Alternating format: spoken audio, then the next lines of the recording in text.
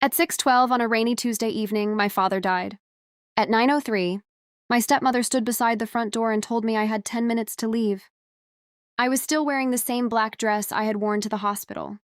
My father's body had not even been taken to the funeral home yet. She pointed toward the staircase. "Take whatever belongs to you." I looked at her. "Whatever belongs to me?" She nodded. "This house belongs to me now." I didn't argue. I didn't tell her what my father had shown me 3 months earlier. I didn't tell her about the documents locked inside a safety deposit box. And I certainly didn't tell her that the one thing she was about to fight for was worth less than one small part of what my father had already placed in my name. I simply picked up my bag. Before walking out, I looked at the hallway where my father's photograph still hung. He had smiled in everyone. I whispered, "I'm sorry, Dad." Then I left. Behind me, I heard the lock turn. She thought she had just thrown me out. She had no idea she had just given me the first reason to stop protecting her. My name is Natalie Reed, and this is the story of what happened after my father died. My father, Michael Reed, was a quiet man. He wasn't rich when I was growing up. At least that's what I believed. He worked long hours managing commercial properties and spent most of his evenings at a desk surrounded by paperwork. My mother died when I was 9. After that, my father changed. He didn't become cruel. He simply became quiet. He didn't know how to talk about feelings, so he taught me practical things instead.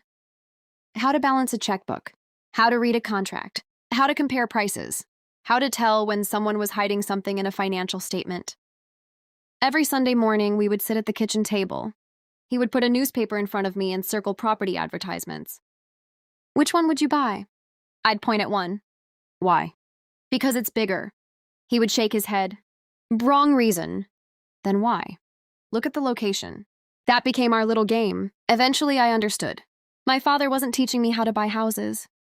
He was teaching me how to see value where other people didn't. When I was 13, he married my stepmother, Evelyn. Evelyn wasn't openly cruel. That would have been easier. Instead, she was polite. She smiled when other people were watching. She called me darling in front of relatives. But inside the house, things slowly changed. My father's attention shifted toward her. Family dinners became uncomfortable. My childhood photographs disappeared from the living room. Then my mother's photographs disappeared too. When I asked where they had gone, Evelyn said, "We're redecorating." I understood what she really meant. There wasn't enough room in her version of the family for the past. By 16, I had stopped asking questions. I spent more time studying. My father encouraged it. One evening, he called me into his office. He locked the door. That was unusual. Then he opened a drawer and pulled out a thick folder. "This stays between us." I looked at him. "What is it?" He pushed it toward me. Inside were property documents. One building, a small office complex on the edge of downtown. I had passed it hundreds of times. It looked old, almost abandoned. "Why are you showing me this?" "Because someday you'll own it." I laughed. "Me?" He nodded. "Not someday because I'm dying." He paused. "Someday because you're ready." I didn't understand. He explained that he had bought the property years earlier when nobody wanted it. The neighborhood was neglected. The building needed repairs. Most people thought it was a terrible investment. My father didn't. He saw what the area could become. Then he said something I'll never forget. "People usually look at what something is worth today. Smart investors look at what it could become." He had been right. Over the next several years, the neighborhood changed. New businesses opened. A train station was announced. A large technology company moved nearby. Property values climbed. The little office complex my father had bought for a few $100,000 became worth several million. But Evelyn knew nothing about it. My father had never told her. I didn't ask why. I had learned that some questions were safer left unanswered. After college, I moved to another city. I became a financial analyst. I worked constantly. I invested what I earned. And every few months, my father would call. Sometimes we talked for 5 minutes. Sometimes an hour. But we always discussed numbers. He would ask about my investments. I'd ask about his properties. Neither of us was good at saying what we really felt. So numbers became our language. Then when I was 31, my father called me late one night. His voice sounded different. "Tired. Nat?" "Yeah?" "Do you still have the blue folder?" "What blue folder?" "The one I gave you when you graduated." I remembered it. Yes. Good. Why? Keep it somewhere safe. There was a long silence. Then he said, "And don't tell Evelyn." My stomach tightened. "Dad, what's happening?" "Nothing. That's not true." He laughed quietly. "You always were too observant." Then he changed the subject. 3 weeks later, he was hospitalized. Heart problems. I flew home immediately. Evelyn met me outside his hospital room. "He needs rest. I just want to see him. Tomorrow." "Evelyn." She looked at me. "Please." She stepped closer. "Don't make this about you." I couldn't believe what I was hearing. "My father is sick, and I'm his wife." Then she walked away. I stood outside his room for nearly an hour. Eventually, a nurse came out. She looked at me. "Are you Natalie?" "Yes." "Your father has been asking for you." I went inside. He was awake. Barely. I held his hand. He looked at me. Then he whispered, "Did you bring the blue folder?" I nodded. He smiled. "Good." That was our last real conversation. 5 days later, his heart stopped. 6:12 Tuesday evening. I was sitting in the hospital hallway when the doctor came toward me. I knew before he spoke. My father was gone. The next few hours felt unreal. Relatives arrived. Phones rang. People cried. Evelyn made arrangements. I stayed quiet. At around 9, I went back to the house. I thought I would sleep there. It was my childhood home. But Evelyn was waiting at the door. "You can't stay." I stared at her. "What?" "You heard me. My father just died." "I know." She pointed upstairs. "Take your things." I looked at her. "Where am I supposed to go?" She shrugged. "That's not my problem." Then she said the sentence that changed everything. "This is my house now." I didn't fight. I packed one bag. Before leaving, I walked into my father's office. The room was dark. His chair was still pushed slightly backward. His reading glasses were on the desk. A half-finished cup of coffee sat beside them. I opened the bottom drawer. Inside was a small envelope. My name was written on it, Natalie. I opened it in the hallway. Inside was a single note. "Not yet." That was all. 2 words. I didn't understand. But I remembered the blue folder, so I left. The next morning, I called the lawyer my father had used for years. His name was Thomas Grant. He asked me to come to his office. When I arrived, he closed the door. "I was expecting you." "Why?" "Your father told me you might come alone." I sat down. "What did he leave me?" Thomas smiled. "That isn't the first question you should ask." "Then what is?" "Do you still have the blue folder?" "Yes." "Good." I put it on the desk. He opened it. Inside were documents I'd never seen before. Property transfers, investment accounts, trust documents, corporate records. I stared at the pages. "What's all this?" Thomas looked at me. "Your father spent the last 14 years making sure you would never depend on anyone. Financially." I couldn't speak. He continued. "The office complex downtown was transferred into your name years ago. I knew about the building. You knew about part of it." He turned another page. There were more properties, a warehouse, 2 apartment buildings, a small shopping center, investment accounts, stocks, partnership interests. My voice became quiet. "How much?" Thomas looked at his notes. "Approximately $18 million. I stared at him. 18? "Approximately." I leaned back. "But why?" Thomas handed me another letter. "Read this." It was from my father. The handwriting was unmistakable. "Natalie, if you are reading this, then I didn't get enough time to explain everything. I know Evelyn may believe she knows everything about our finances. She doesn't. I didn't hide these things because I hated her. I hid them because I wanted one part of your future to belong entirely to you. I watched you grow up believing you were less important than everyone else in that house. You were never less important. You were simply surrounded by people who made you feel that way. Don't waste your life proving them wrong. Build something better." "Dad," I cried. For the first time since he died, I finally let myself cry. But the story wasn't over. Because Evelyn had started looking for money. The day after the funeral, she went through my father's records. She expected to find substantial investments. Instead, she found very little. She called the bank. She checked his accounts. She searched his office.